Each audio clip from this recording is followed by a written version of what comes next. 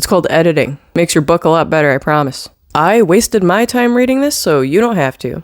I hope you're happy.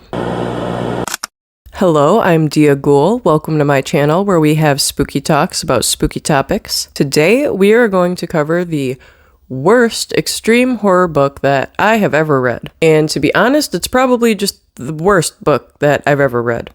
This book is called Found by T. Rigney. I would classify this book as extreme horror, but I would perhaps label it as baby's first extreme horror book, because the extreme aspects are very far and few between, but they are there. I actually found this book by seeing the movie first. I don't remember what website I was on, but I was just scrolling through, trying to find a movie to watch. I settled on Found because it sounded interesting. And to be completely honest, the movie's kinda good. It may have its problems, but it is worlds better than this book. I was so excited to read this goddamn book after I saw that movie. When the credits rolled and it said that it was based on a novel, I was just over the moon. If you are interested in this plot, I would wholeheartedly recommend you to just watch the movie and skip the book entirely. In this video, I will tell you all the reasons why that is the case. I would absolutely bet money that this book is a first draft.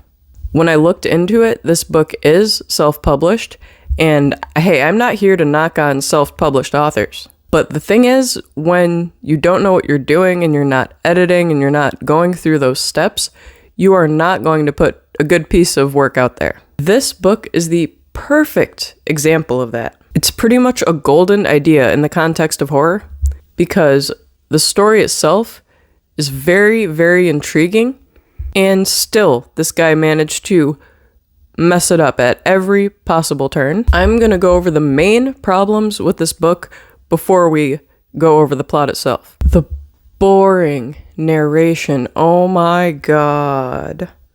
It took me like a week to read this book, and it is super short. Let me take a look. 127 pages. It took me a week. Normally, it would take me like a day if it was something I was actually interested in, or if I was very much invested in finishing it. But to be fair, I've already read this story before. I already knew it wouldn't get better. I only pushed through so that I could make this video.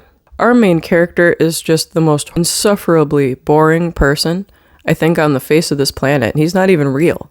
There is like no punctuation besides periods and commas. The characters' emotions are never portrayed in an interesting way. You know the old advice, show, don't tell? Yeah, none of that here. None of that here. That's all out the window. The second big problem, there are so many pointless details that lead to nothing and are unimportant, and it gives me a headache to think about it. I could go on and on for days about just the pointless details that do not need to be here. It goes so far as to have the main character like talking in detail about the sandwich he's making, or going to the bathroom, or things that people just generally skip over when they're writing a book or making a movie or anything that's supposed to be entertaining. Because, like, dude, be real, nobody gives a shit about the sandwich you ate, okay? No one cares. Our main character is not the only problem here. Pretty much every single character is just flat, one-dimensional. They'll have like one or two key aspects to their personality, and that is it. That's their personality. The worst offender of this is our antagonist, Steve. He is just the most cartoonish, villainous character I've ever seen. It's clearly not on purpose. He's clearly meant to be portrayed in a somewhat serious way, but as the book goes on, I just find it harder and harder to take him seriously as a character. Especially as like the big bad guy that I'm supposed to be scared of. The last point I want to make really quickly, there is an underlying theme to this book. Its execution just falls so painfully flat. You can clearly see the point that T. Rigney is trying to make here, and it still just makes you facepalm yourself the way that he tries to make this point. It's so bad, it's so bad.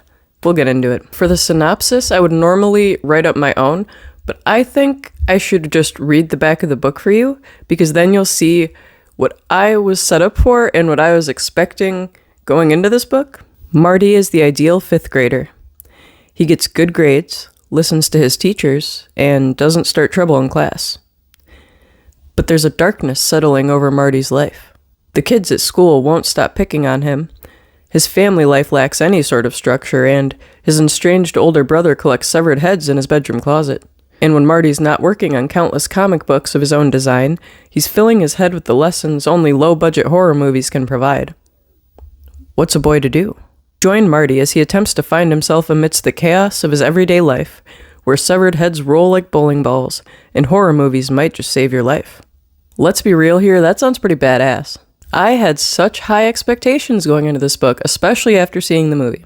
Like the synopsis said, Marty is in 5th grade. It says in the book that he's 10 years old. Even after reading this book multiple times, I find myself constantly forgetting that he's 10 years old. First of all, his classmates act way older than they are. Just the way that they speak to each other, the way that they bully each other. It comes off as something that someone would do at least 13, but probably older. On top of that, our main character Marty talks like a 40-year-old fucking man half the time. This kid talks way too much about how much he loves talk radio and the consistency of his bowel movements for me to be convinced that this is a normal 10-year-old. I mean, I don't know how old T. Rigney was when he wrote this, but I'm fully convinced that he has forgotten what it's like to be 10 years old. In my humble opinion, I really think the author should have just made this character like 13 to 15 years old, somewhere in that range. It would have been a lot more fitting to the story. It may have seemed a little bit less extreme for all this to be happening to a teenager, but personally I would have found it a lot more believable. We kick off chapter 1 with absolutely no hesitation. We are getting straight into the meat of things here. Marty talks about discovering his brother Steve's hobby, I guess you could say. He talks about going bowling with a friend. He decides to borrow his brother's bowling bag. Obviously, he expects there to be a bowling ball in this bag. Instead, he finds a severed head. Absolutely horrified and traumatized, Marty closes the bag up, doesn't let anybody see it, and makes up an excuse, says that the ball's too heavy for him, and just borrows one at the bowling alley. But from then on, Marty becomes fascinated with Steve's hobby. Honestly, I don't blame him. I could see a 10-year-old being very, very curious about that sort of thing. We get a brief introduction here to Marty's mother, as well as his brother Steve.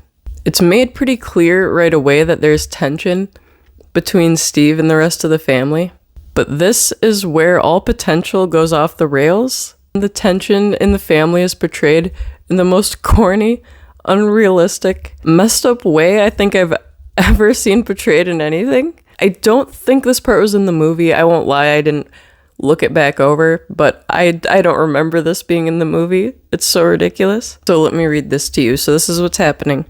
Marty and his mom are sitting at the table, getting ready to eat dinner, and then Steve comes home from work, and he just walks in and doesn't say anything. So this is what the mom says to him. "Hi to you too," Mom says to herself, but it's loud enough for me to hear. Steve stops in the hallway. "I said hi," he says. Then he goes upstairs to his room.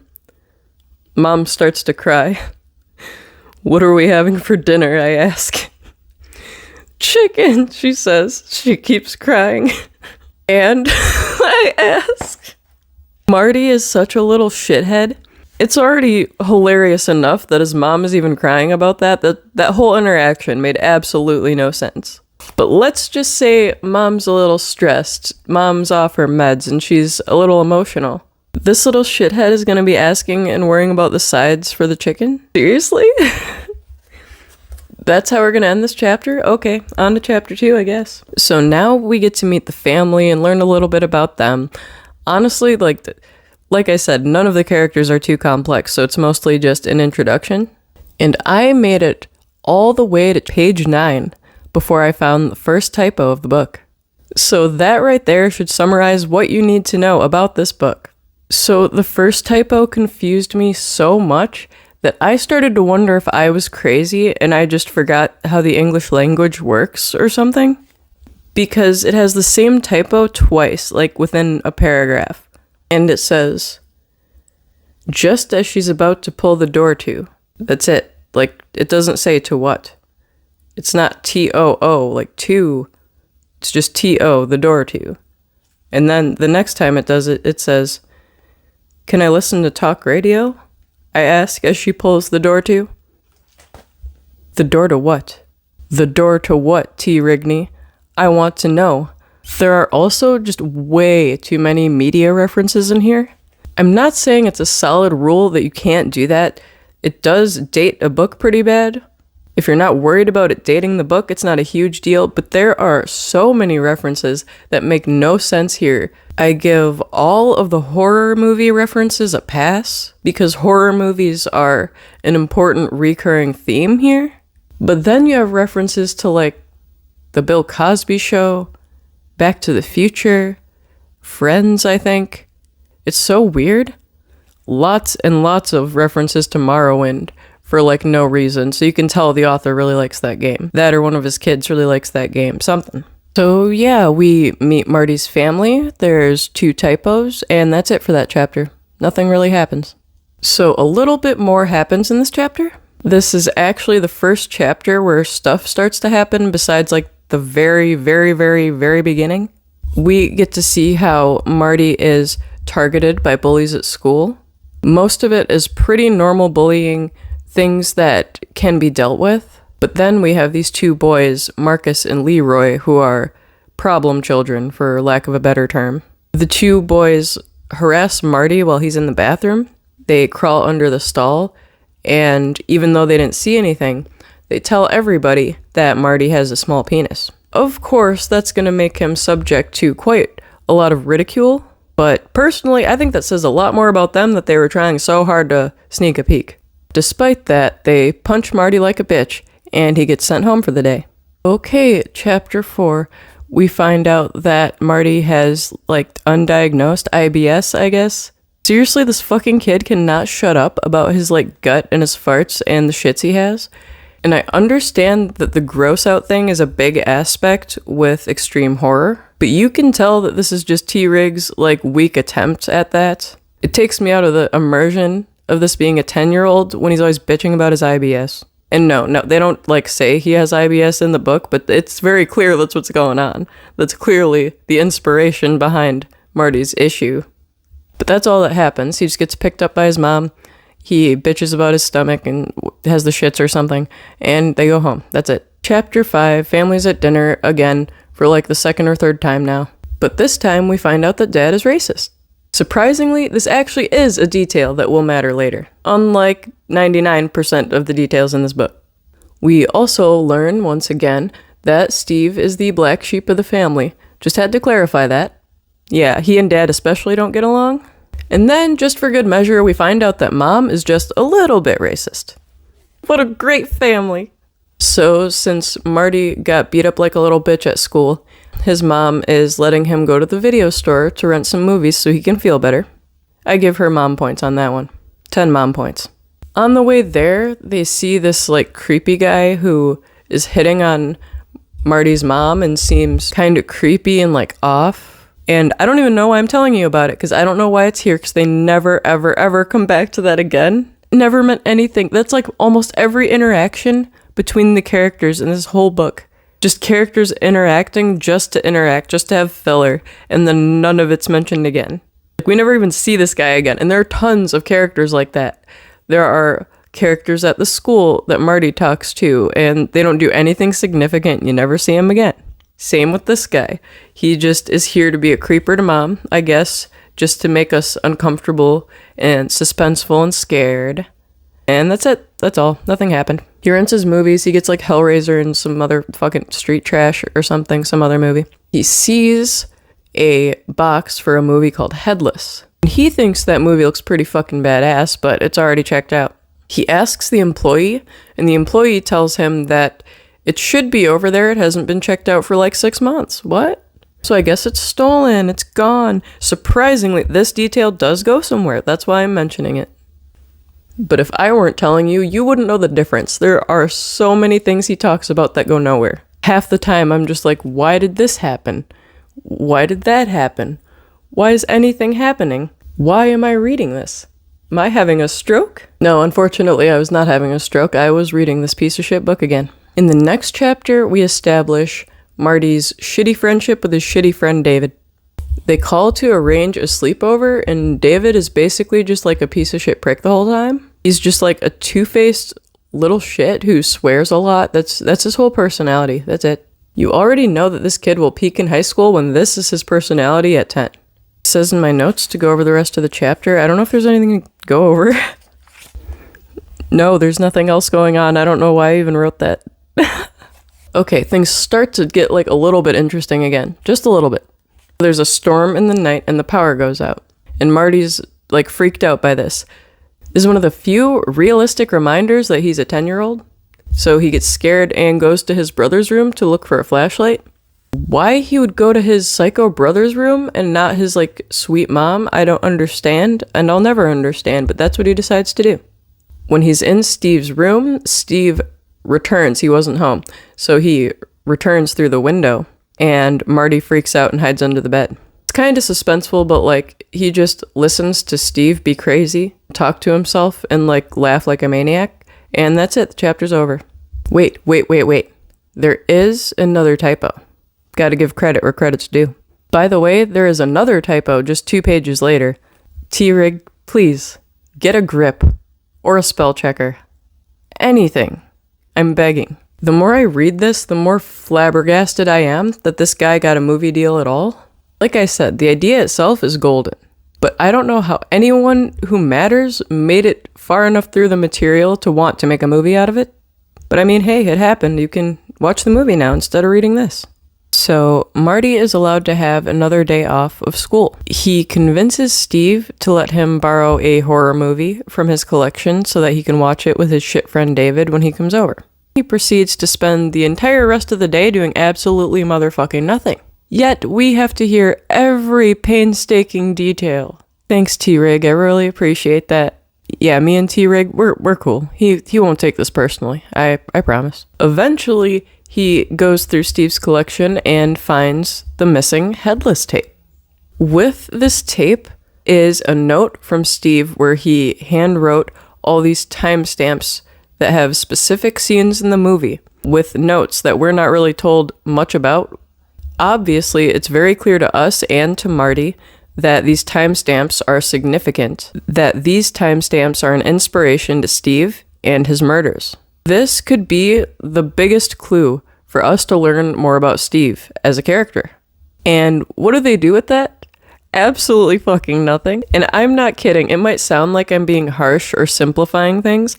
I am not. Later on, and we'll get to this, but later on when he does watch the Headless movie, he takes this note and just like ditches it under the bed so his friend doesn't see it and just never looks at it again.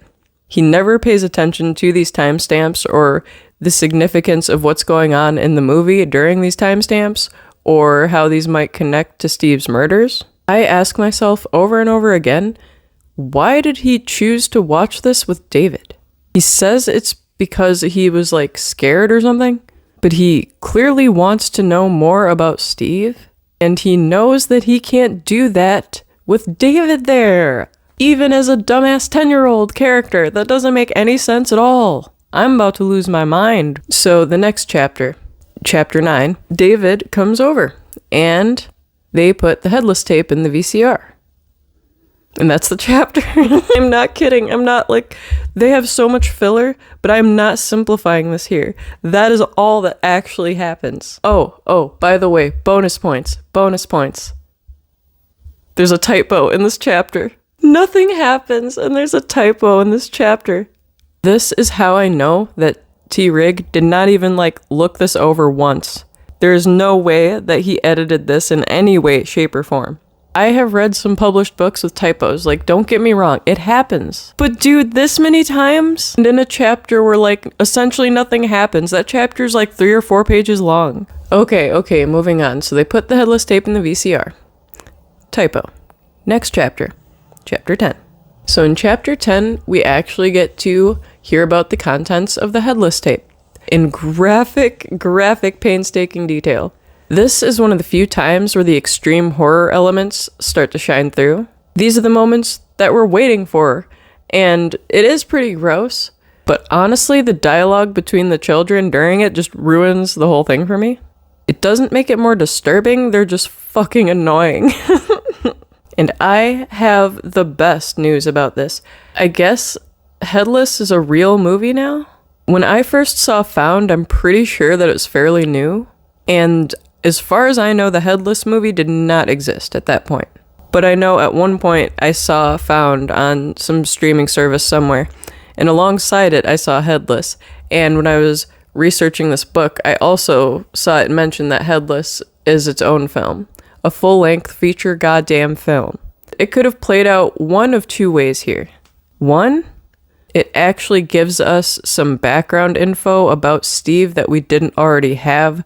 Clues within the context of both films together that can add to the story and give us more. And in that case, I'd really like that. But the second option is more likely, and that would be that they made the movie the way it's described in the book, because they were very detailed about the Headless movie in this book. So if they were to try to work around that, they would be directly going against the Found universe. And if they made it exactly like it's described in this book, I would not recommend watching it. Basically, it's just a plotless movie of some ugly, burned, crazed maniac, masked maniac, running around, killing black women, chopping off their breasts and their limbs, and cutting off their heads, and skull fucking them. Yeah, that's like his whole thing, and I'm assuming that's also Steve's whole thing. I don't want to see that. I'm sorry. I'm not going to watch that movie. No way. For the rest of the chapter, David's just a little prick, making fun of Marty because Marty is clearly, like, freaked out by this movie. And this pushes Marty to have the worst fucking idea, like, ever. I really want to give him a pass because he's a little kid, but I just can't. I don't know any 10-year-old who would be this motherfucking stupid. Chapter 11. Little fucking Einstein over here gets the bright idea to show David his brother's hobby. You know, strike a little fear into him to get him to stop being such a goddamn prick. It really worked out in Marty's favor that inside the bowling ball bag was Marcus's head, which is the bully from earlier who made fun of his penis. So these two boys see the severed head of their classmate tumble onto the floor. Marty didn't even know that this particular person's head was in the bag. He just knew a head would be in there. And man, I'll tell you, he scared David fucking straight. He scared him straight shitless, is what he did. David freaks out. They had kind of already been in a fight and established they weren't going to be friends, and I think that's part of what pushed him to, like, show him the bowling ball bag. So David pukes a bunch and then goes home, and it's pretty well known to all that they aren't going to speak again. To call this idea an apocalyptic fuck-up would be like an understatement. You could not waterboard that information out of me, even at 10 years old. So when David leaves, Marty is in the hallway, and Steve suddenly comes home and walks in his room and closes and locks the door. But what Marty didn't do was put the head back. Steve knows that Marty knows. This is where the book gets like a little bit better because there's that suspense. Yet still, T-Rig just makes it so boring. We spend a whole chapter of, well, I say a whole chapter. The chapters are really short, but man, they feel like at least 3 times as long as they are. We follow Marty through the chapter, just being scared shitless and waiting for shit to hit the fan. Eventually, he goes to the movie theater with his dad, and when he's in the movie theater, he goes to the bathroom where Steve just, like, ambushes him and threatens him and, like, sort of roughs him up a little. You can tell these two are related, because, like, why the fuck would you do that? It's such a stupid idea. Why would you go to, like, the most public possible place? I know it's in a bathroom, but that's still one of the most public possible places that you could corner your own fucking brother. Like, they had been together at home in the same house during this whole period, and Marty's parents, for the most part, just, like, completely ignore his existence. Steve could have literally, like, instantly just pulled his ass in his room and been like, yo, you're fucked, dude. He had so many opportunities, and he'd have so many other better opportunities even after this. I don't know why he'd follow him to the movie theater to threaten him for his crimes. As you can tell, Steve and Marty are not the brightest crayons in the box. And I'm not so sure our author is either. Chapter 13 now. This is where a huge incontinuity error starts that just bugs the absolute shit out of me. I didn't think anything else in this book could like truly piss me off. But this is so stupid. So Steve is drilling Marty, and Marty's reasoning from this point on out, like through the rest of the book, is that he discovered the heads by snooping. There was a point in the book where he was talking about snooping through his parents' stuff and like, you know, his dad's porn mags, his mom's love letters. Just goes to show how much he knows about women, huh? Yeah, that's women's big secret, old love letters. Yeah. But he insists to Steve that he found the heads through snooping and just being a little shit and that it was totally his own fault.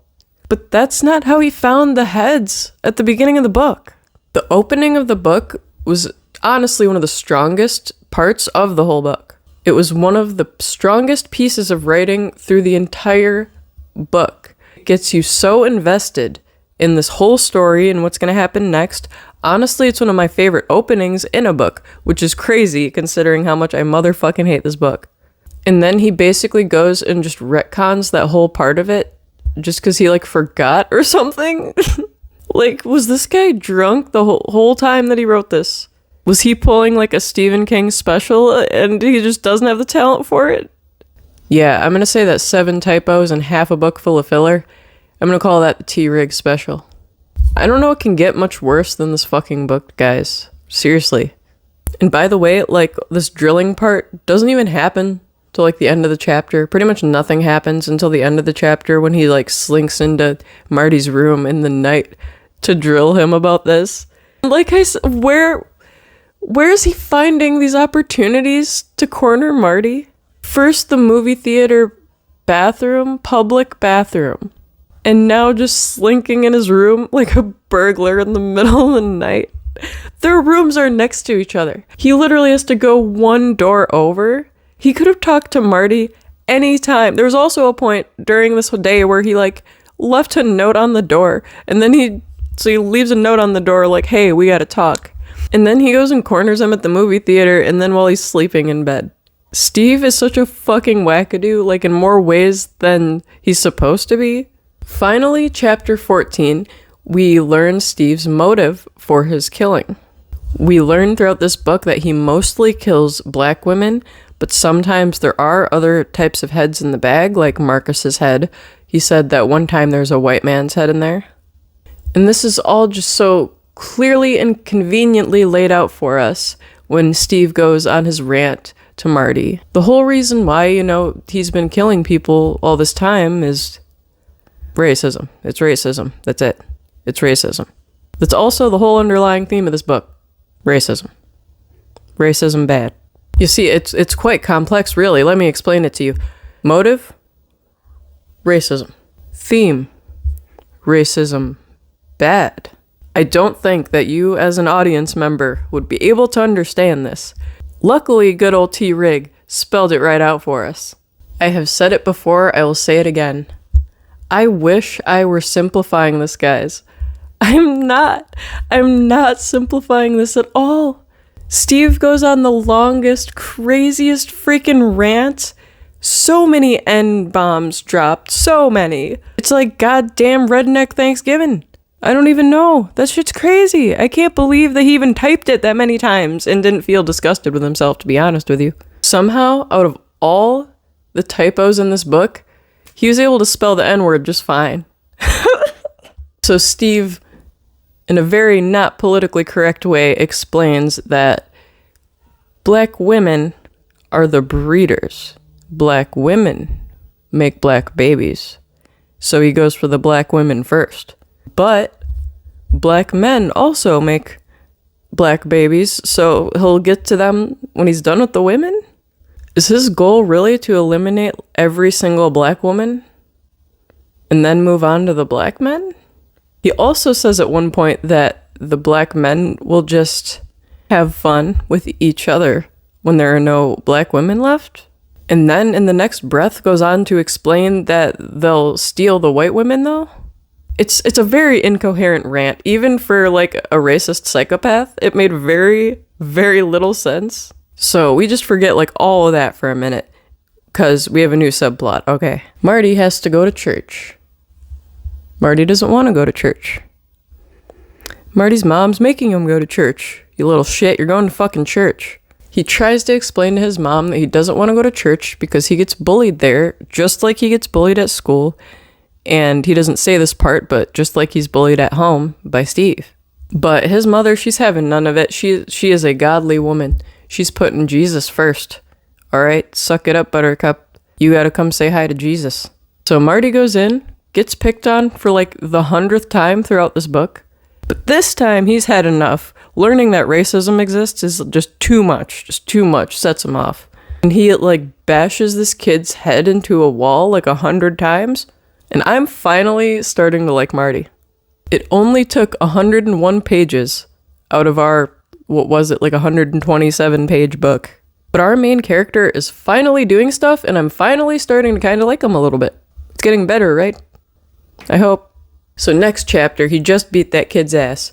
He's still in the church. The preacher and his mom are trying to get him to apologize to this kid.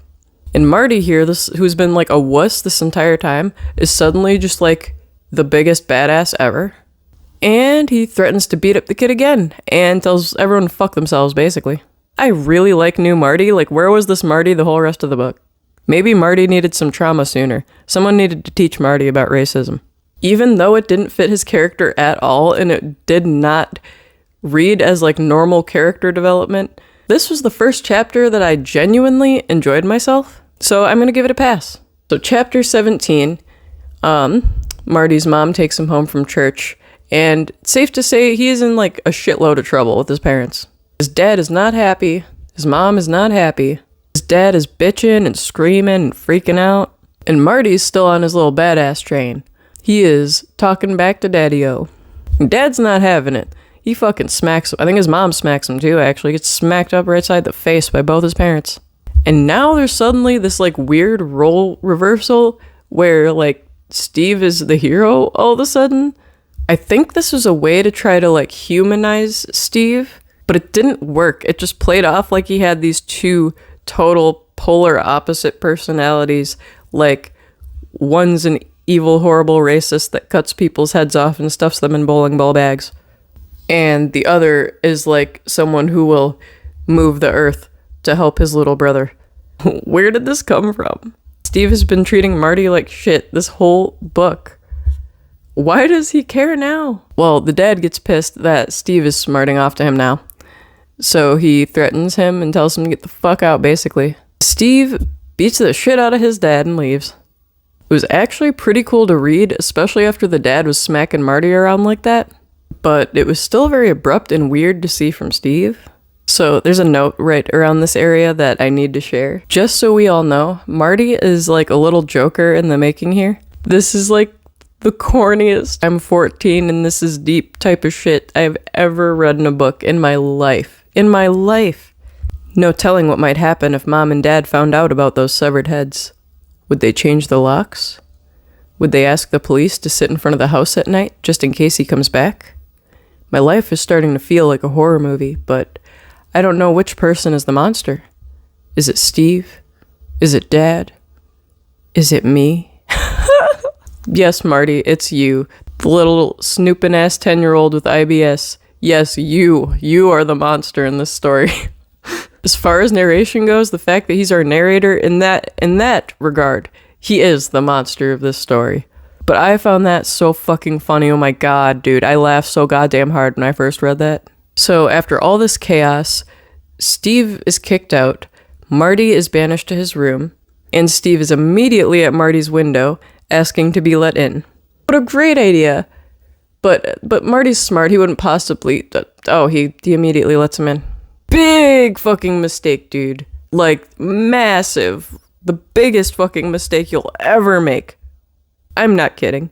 So now we're on to chapter 18, which is the second to last chapter of the book. Steve starts acting crazy and demanding to switch beds with Marty, like switch rooms. And Marty is rightfully suspicious of this demand and tries to resist. And Steve, knowing that Marty's on to him, subdues him real quick.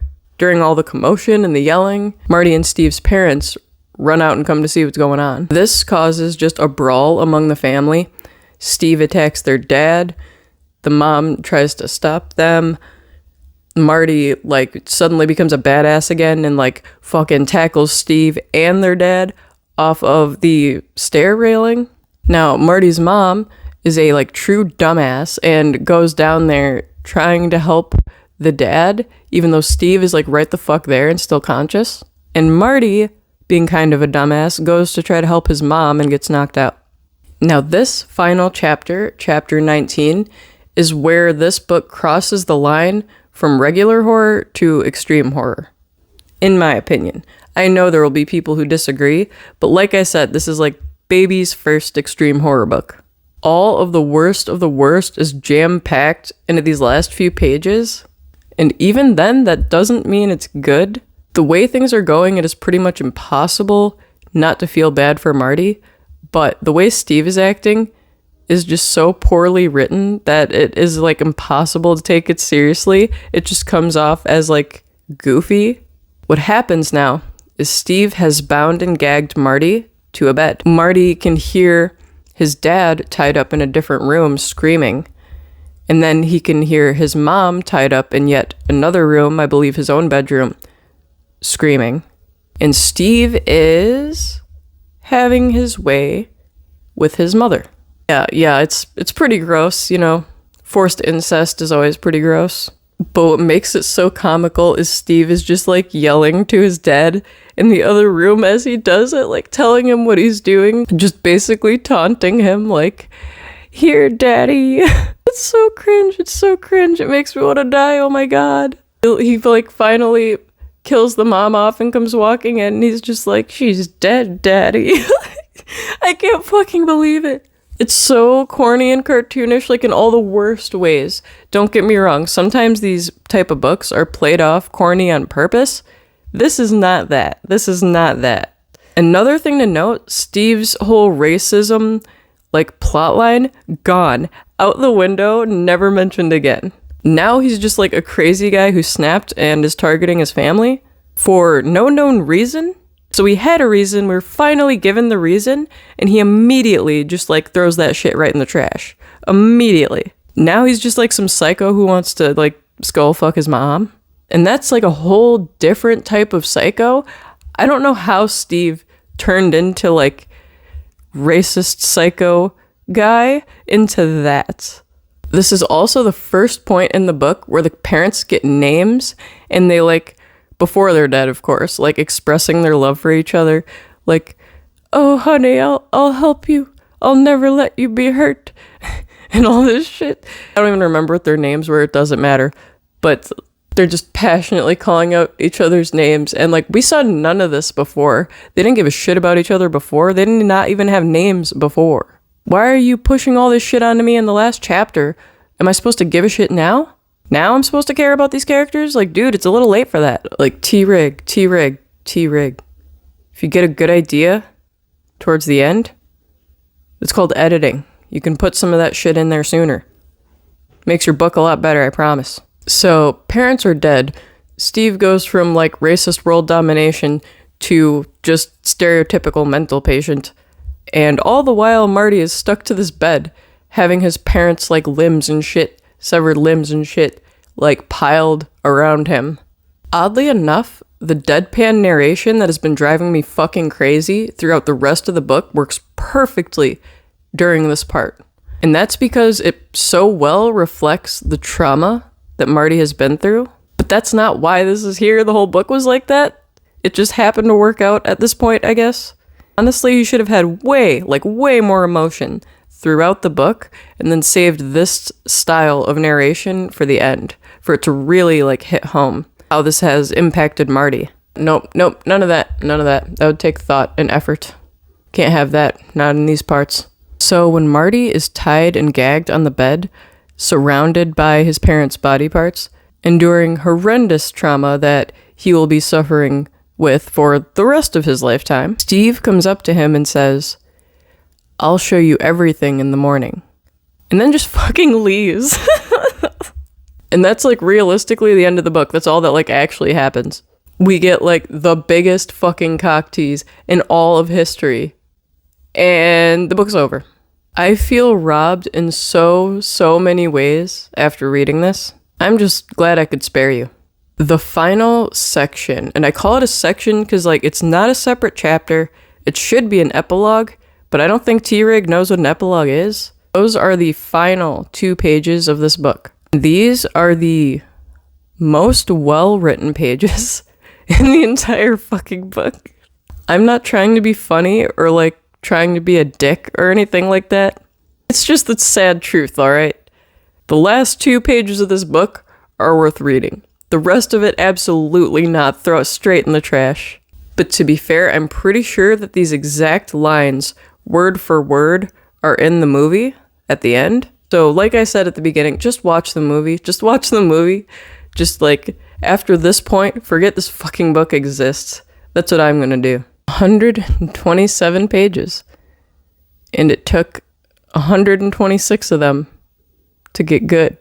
If you think this book sounds interesting and you really want to read it, don't fucking read it. Don't fucking read it. Just watch the movie, dude. With that said, I'm Dia Ghoul, and I hope you had a spooky time. Like and subscribe if you want.